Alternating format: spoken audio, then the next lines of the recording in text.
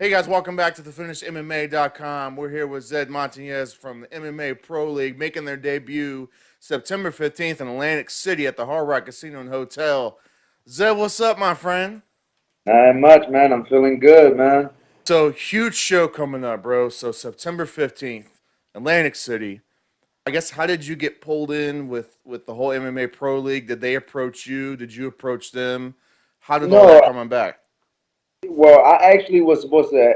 I actually on May 18th, I fought my. I took a 3 year layoff without fighting, and I came back stronger than ever. I won an amateur title. I was supposed to fight August 17th, and that got canceled. So there was a teammate of mine's, a 145er, that was supposed to fight for MMA Pro League, and everything just played itself out. And he ended up getting hurt. He wasn't showing up or something. Then they pulled me right in, and the opportunity showed up, and I was ready to go pro.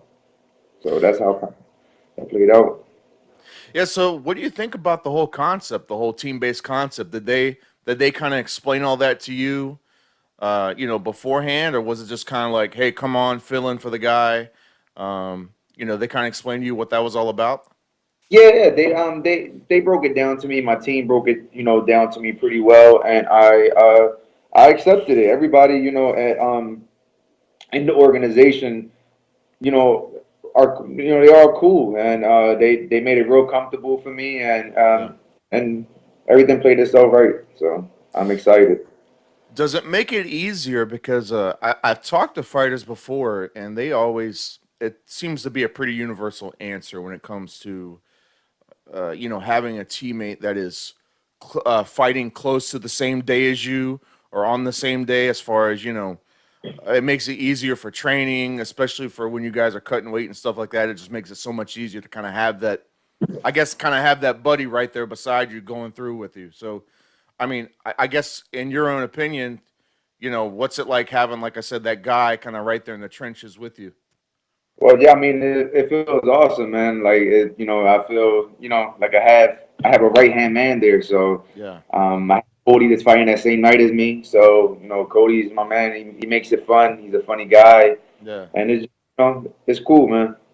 It's cool. We grind it out, and now we fighting together. So, What got you started with MMA to begin with, man? I mean, it just seems like a strange question to me because I'm just like, man, what could cause a guy to want to punch people in the face for a living? Well, how did that all get started for you? actually, when I was younger, I actually used to get bullied, and how ironic that my opponent, his nickname is the bully. So that's kind of funny to me. Mm, So, but when I was younger, growing up, I used to get bullied a lot, and when I was younger, we used to always. I have a best friend of mine that's a boxer. He was small guy, and still small, and he used to always beat everybody up, man, in the street. Every time we used to have street fights with the gloves, and that became like a big brother of mine. So I always looked up to him, man. And when we end up going to the gym together, a boxing gym, Willie Torres gym, and mm. Benango and Randolph in North Philly. And ever since then, I started doing my boxing thing, and my dad kind of introduced me to jiu-jitsu a little further on when I was about 17. I was just like everybody else. Like I was like, I don't want to roll around with no guy or do this. And I used to look at MMA like uh, something that I would never do. You know what I'm saying? Yeah, And everything just fell in God's hands. And at yeah. 18, I had my first MMA fight. With the whole MMA Pro League, I guess specifically, what's it like being a part of something that's right there in the infancy stages, so to speak? It feels good, man, because we grow together. As Yeah, business partners, and yeah. you know you put in your work, and you put in the hard work, and you work together and understand each other, communicate. We could build something big with this, and I'm looking forward to help building the brand, Yeah. and I appreciate everything they're doing for me, and I just can't wait to go out there and perform. Yeah, man. So talk about the fight in particular, who you're facing and what you think your strengths and weaknesses are against them. I'm going against Mike Pagano. I pretty much, he's a black belt in jiu-jitsu. He just got his black belt, and his stand up, his stand up does he looks like a pressure fighter. Yeah. We preparing for everything, man. It's really, I say it's really not a game plan, man. Is when you out there in a cage, it all comes to reaction and what you've been drilling and Yeah. when somebody goes out there in the street and hits you and try to hit you from the side, there's really no game plan, man. It's how you react to it. So me, my coaches, John at Extreme Evolution, my teammates, drilling every day, man, and getting my reaction there and over there in Renzo Gracie, training with those guys, man, and is helping my takedown defense and just helping my confidence, man. If I could hang with those guys, man, those guys is killers, man. Like Jeremiah Wells Yeah. and Vic, I'm hanging with those guys and they help build my confidence up, man, mentally. And I'm ready, man. I'm ready for whatever he brings. It's funny. It's something kind of sparked in my brain when you were talking about that. What's the expression? The moment you kind of get punched in the face, all your plans kind of go out the window. Kind of all your game plans just get thrown right out. Yeah, man, and I'm pretty sure, I'm pretty sure his plans are to take me down, and make it a boring fight, man. And I'm in a place right now, mentally, physically, emotionally, spiritually, where I'm ready to be myself. I'm not afraid to fail. Back in the day, it was just hard. Even my past MMA fights, I was never myself. Yeah. You know, in there, and I was always mentally blocked and had the wrong people around me. And now I just feel so comfortable. Even in the camera right now with you, man, I just feel comfortable. I feel like this was destined to be, and everything is playing itself out. And I just can't wait to go out there and just be myself, man, no matter what. And Well, I mean, you look good, bro. I don't know. You look like your diet's on point, man.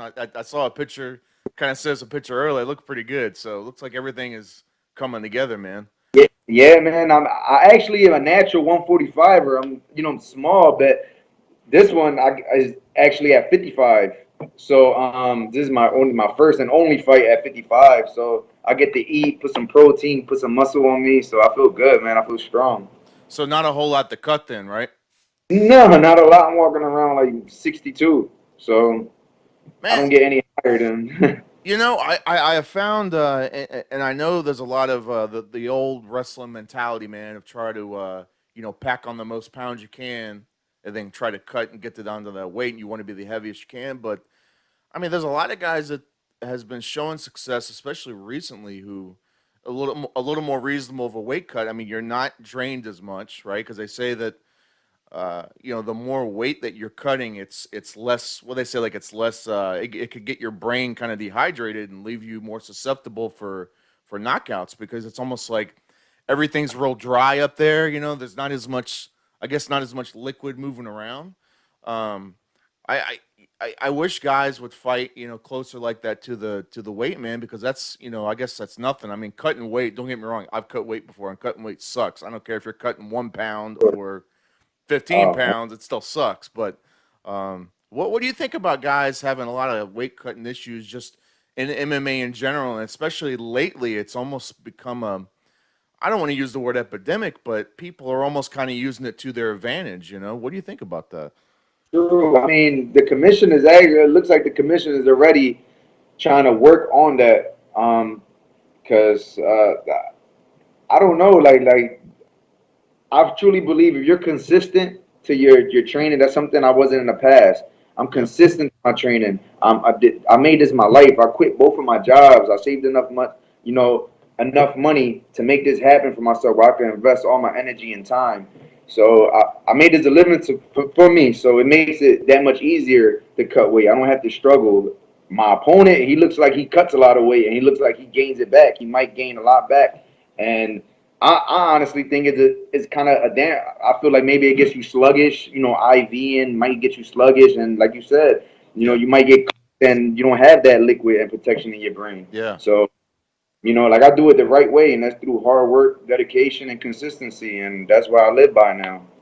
So I agree with you 1,000%, man. So do you think that with the, like you said, with his wrestling based approach, it seems like historically wrestlers are they're real they're real thrown off by people who kind of have like a real forward approach. And you said that's part of you think that's part of your game plan. Is that something that I imagine if he has tape, you've probably seen it already. That forward progression against the wrestler. I mean, what do you think about that? you know, I'm ready. Like being a fighter, you have to adapt to everything. Yeah, So as though I'm pretty well rounded. So if I'm not, you go in there facing the uncertainty that anything can happen. So yeah, I'm just gonna go in there and be myself and adapt to anything. If he takes me down, plan is to pop back up. If he holds me down, my plan is to use my jiu-jitsu. I'm a purple belt in jiu-jitsu, but you know what? I'm confident in my jiu-jitsu. I'm confident in my team. So if it starts standing, so it starts in my advantage. yeah. So you know, gotta bring it. Where do you see yourself, bro? So 1, 2, 3 years from now, where do you see yourself progressing? With your own career. Like I always believed, I always had that gut feeling inside of me since I was young. I always loved combat. I grew up watching Mortal Kombat and all the fighting movies, man. And I always wanted to be deep down a fighter. And you go through phases in life trying to find yourself. Yeah, And sometimes especially living in a society where it's it's like a pattern. You yeah, get caught in the same thing and living a 9 to 5. And I just felt like yeah, I always felt like I had my life is there's more to life than just working and getting fat and I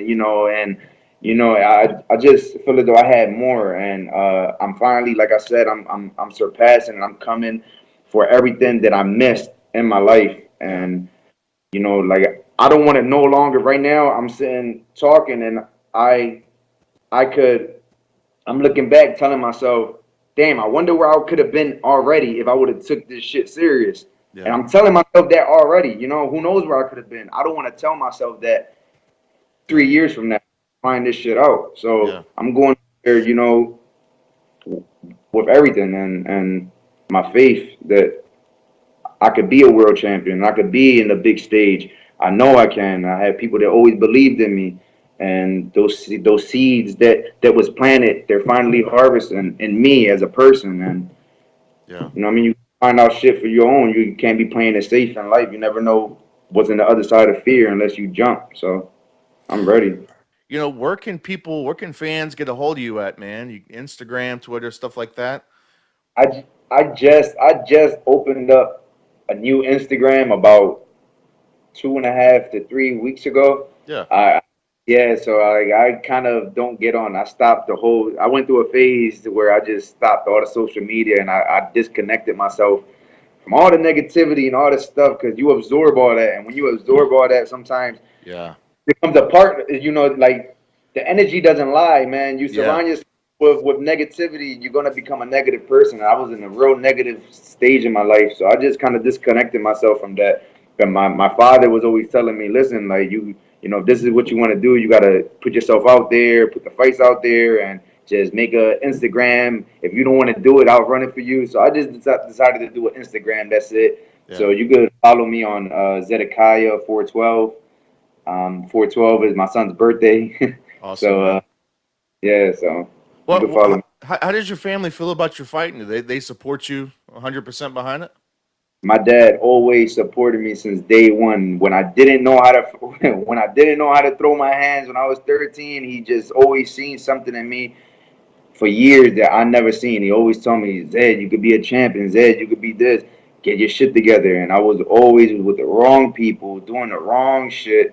Yeah, Just my dad will always, man, just my dad will write scriptures to me, man, like of motivation, like and doing my strength and conditioning since day one, all the time, just there for me, and yeah. he's still there for me. So I appreciate my father so much, man. Without him, I wouldn't be in this position right now, man. Every morning we go hard. I told him I wanted to do this again. He didn't give up on me, And I was like, every day I just want to be consistent. Even you don't have to go every day hard and bust your ass. If you being consistent, if you're doing the same shit every day, being Yeah. consistent, man, you feel stronger. You feel more Yeah. confident. So Yeah. so even the day after I finished fighting May 18th, which was on my birthday, I won the amateur title. I took that week off. I took 2 days off, right back to the gym, and it was consistent diet, consistent. It's still consistency, and I'm living off consistency, positivity, and I just feel good, man. I just can't wait to go out there, man, and perform for myself. You know, 'cause at the end of the day, it's me. So Well, bro, like you said, man, it radiates off you, man. You definitely get a good vibe off of you, bro. So like, you could tell that positivity. I mean, I could feel it through the Skype, man. I feel it, that man. But hey, so talk about your shirt, man. What's your shirt you got right there? Liberty Rose. What's up with that? Liberty Road, man. This is actually, my best friend's clothing line, and he's been consistent with this for years, man. It's been already 3 years, I could say, and he's still on the grind with this. So I support him 100%. He support me with this fighting shit. Always been to my fight, man, and that's a brother of mine. So you can follow Liberty Rose on Instagram and check it out, man. He has some crazy stuff coming out, man, for the winter. Some cool suits, and you're gonna see me suited up with Liberty Rose, and you even gonna see him selling some shirts out there, man, and in the Hard Rock. So can't wait, man. That's what's up, man. Well, Zed, man, it was definitely a pleasure, bro. So follow him on Instagram, Zedekiah412, everybody. September 15th, Atlantic City, New Jersey. If you're in the area, MMA Pro League, Hard Rock Hotel. Please, guys, check it out. I'll be there, Zed. So we'll have to meet up, man. I'll be there, and I can't wait, man. It's gonna be awesome. Tickets are on sale right now, Ticketmaster.com, and that's all we got, bro. Like I said, it was my pleasure. Take care, and I hope the rest of your training camp goes good, bro. Thank you, buddy. I appreciate you, man. Thank you so much. All right, man. Have a good one, bud. You do the same.